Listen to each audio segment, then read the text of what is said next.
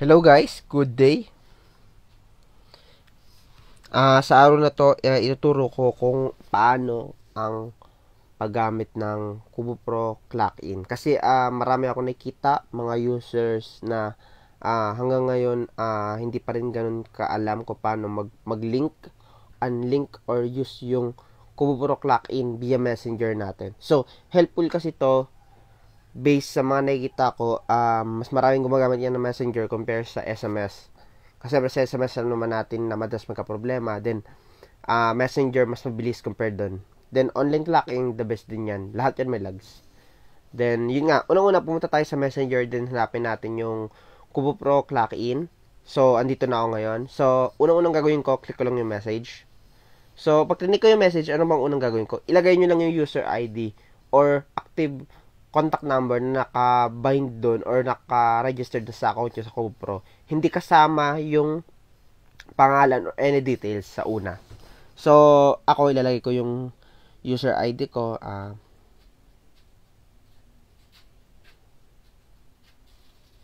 So, yun. Nag-message ako, then hintayin ko yung message. So, yun. Malaman nyo na successful, ibig sabihin na bind na yung account nyo once na nag-congratulate na si Messenger sa inyo. So, anong susunod kong gagawin? Kung mapapansin nyo sa message, may kita na remaining balance. So, susunod kong gagawin, nakalagay dito na congratulations, your account is linked successfully.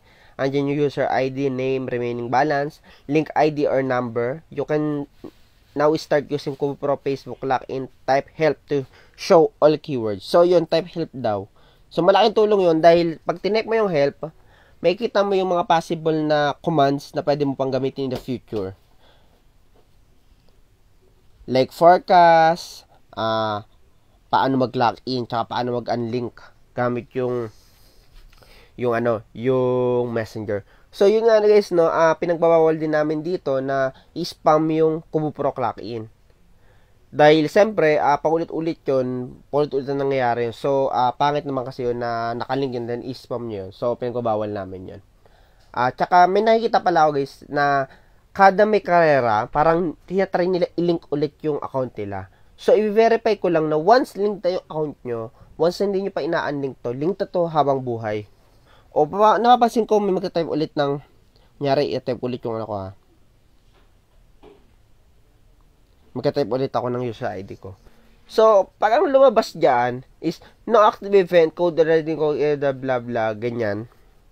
Ibig sabihin, successfully na naka-bind yung account nyo. So, hindi nyo na kailangan mag-link ulit. So, one time lang yung link sa Messenger. Okay? So, yan. Ibig sabihin, pag may lumabas na ganyan, successful na yan. Okay na, pwede ka na mag-login, pwede ka na mag-forecast. Yan, pwede mo na magamit yung Messenger natin. Kaya wag nating kada may may darating na karera, nakikita ko may mga nag-link ulit o nagtatry i-link. So hindi na siya link na siya dati, so hindi mo siya kailangan i-link. Siguro okay lang mag-forecast ka na lang para makita mo yung forecast nyo. Then working naman siya dahil online siya, so direct yan sa amin. So yun lang guys yung tulong ko ngayon, na sana makatulong din sa inyo, then good luck.